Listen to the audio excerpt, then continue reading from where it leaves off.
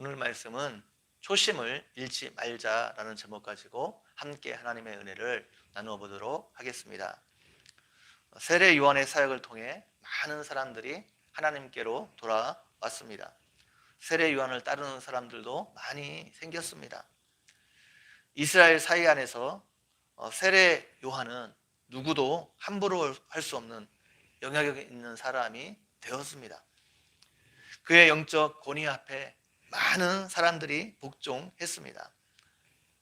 정치 지도자와 마찬가지로 영적인 지도자도 항상 명심해야 될 것이 초심을 지키는 일입니다. 사역을 처음 시작할 때는 누구나 다 하나님 앞에서 순수한 마음으로 시작합니다. 그런데 그 순수한 마음과 열정을 사역의 마지막까지 가져가는 것은 쉬운 일이 아닙니다. 사역이 성공하고 많은 사람들이 따르게 될 때 그 마음이 교만해지고 높아질 수 있습니다. 하나님의 영광을 위한 사역이 되어야 되는데 잘못하면 자신의 영광을 위한 사역이 될 수 있습니다. 조선시대 왕들 중에는 성공한 왕들보다 실패한 왕들이 더 많습니다. 실패한 왕들 중에는 능력도 있고 여러 가지 여건도 좋아 성공할 가능성이 많았는데 실패한 왕들이 있습니다. 그 이유가 무엇입니까? 그들이 초심을 잃어버렸기 때문입니다. 백성들을 사랑하고 백성들을 위해서 자신이 존재한다는 초심을 그들이 잃어버렸기 때문입니다.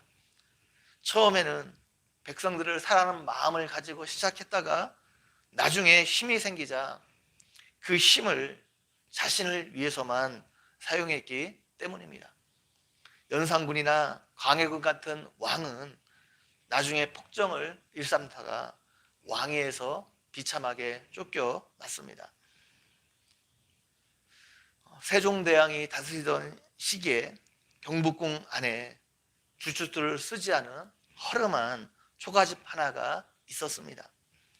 지붕을 집으로 엮은 것도 아니고 억새풀을 그냥 그 위에 얹어 놓았습니다.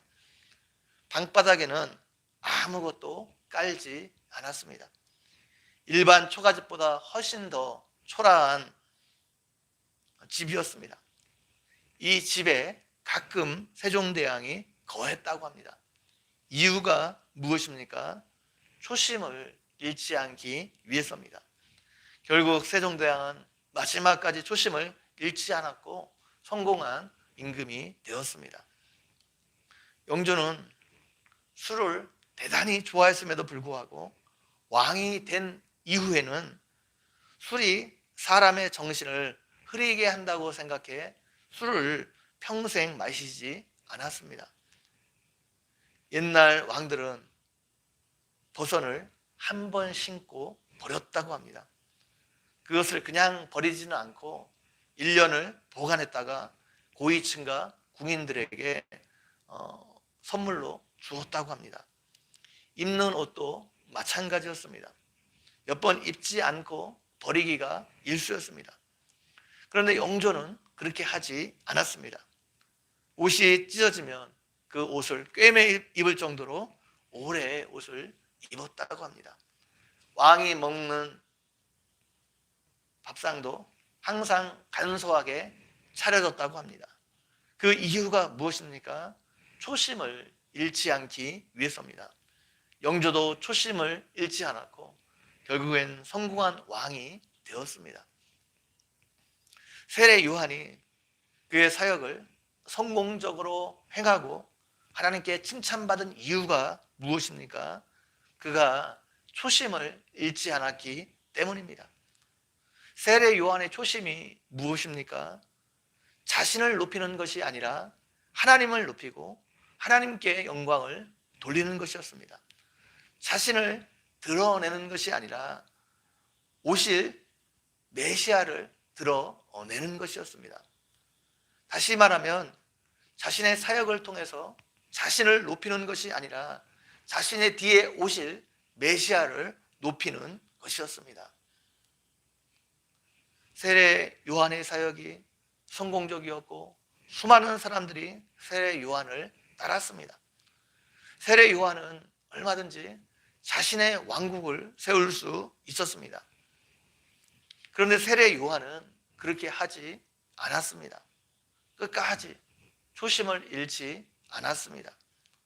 사람들이 세례 요한에게 계속해서 물었습니다. 당신이 메시아입니까? 당신이 하나님이 보내신 구원자입니까? 그러나 그는 그렇지 않다 대답했습니다. 나는 내 뒤에 오실 메시아와 비교할 수 없는 사람입니다. 메시아는 내가 아니라 내 뒤에 오실 분입니다. 그에 비하면 나는 아무것도 아닙니다. 나는 회개시키기 위하여 물로 세례를 주지만 내 뒤에 오실 메시아 그는 성령과 불로 세례를 베푸실 것입니다. 나는 그의 신발을 들기도 감당하지 못할 사람입니다. 신발을 드는 일은 종들 중에서도 가장 낮은 위치에 있는 종이 하는 일입니다. 나는 그 메시아와 비교하면, 내 뒤에 오실 메시아와 비교하면 그 메시아의 신발도 감당하지 못할 그 종들 중에서도 가장 낮은 종으로 치부할 만큼 자신을 낮추었습니다.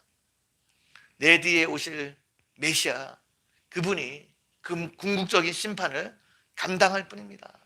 알고 모아 곳간에 들이고 쭉정이는 꺼지지 않는 불에 태우는 것처럼 사람들을 천국으로 혹은 지옥으로 보낼 권세를 그분이 가지고 있습니다. 세례 요한은 마지막까지 계속해서 자신의 뒤에 오실 메시아를 높이고 그분이 오실 길을 준비하는 삶을 살았습니다. 세례 요한의 말 때문에 사람들은 오실 메시아에 대한 열망이 점점점 커졌습니다. 사람들이 세례 요한을 존중하고 사랑했지만 세례 요한은 자신이 있어야 될 위치를 잊지 않았습니다.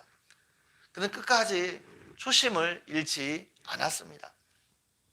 우리는 모두 예수 그리스도의 종입니다. 나를 위해서 우리가 부름받은 것이 아니라 주님을 섬기고 주님을 높이도록 주님을 증거하도록 부름받은 사람들입니다. 우리는 다른 사람의 섬김을 받는 위치가 아니라 다른 사람을 섬기는 일에 부름을 받은 사람들입니다. 그래서 우리는 세례 요한처럼 예수님을 높이는 사람이 되어야 됩니다. 다른 사람을 섬기는 사람이 되어야 됩니다. 세례 요한은 사람들이 자신을 높이려고 할 때마다 자신 뒤에 오실 메시아를 소개하고 그 메시아를 높였습니다. 우리도 세례 요한처럼 예수님을 높이는 삶을 살아야 됩니다.